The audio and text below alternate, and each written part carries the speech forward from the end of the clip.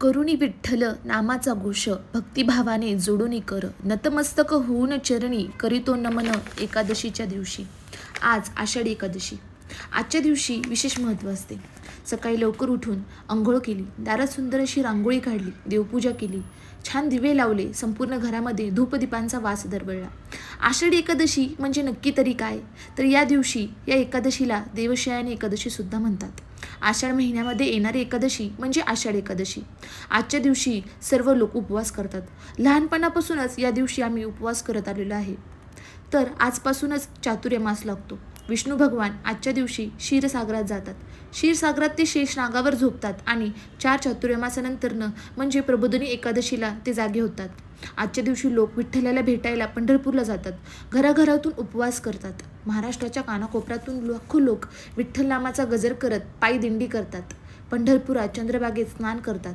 महाराष्ट्रामधून विविध ठिकाणाहून पालख्या पंढरपूरमध्ये येतात. जसे की पैठणवरून संत एकनाथांची, त्र्यंबकेश्वरून संत निवृत्ती महाराजांची, सासवडवरून संत सोपानदेवांची, देहूवरून जगद्गुरू संत तुकाराम महाराजांची, तर आळंदीवरून संत ज्ञानेश्वर महाराजांची, शेगाववरून संत गजानन महाराजांची.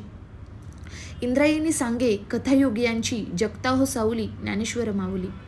लाखो लोक पायी दिंडी करतात. याला वारी म्हणतात.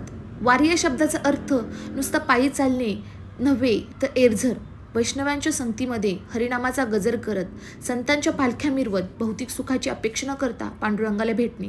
या वारीमध्ये प्रत्येक वारकऱ्याच्या, प्रत्येक संतांच्या आणि प्रत्येक लोकांच्या मुखामध्ये ज्ञानोबा माऊली तुकाराम असा गजर दिसतो.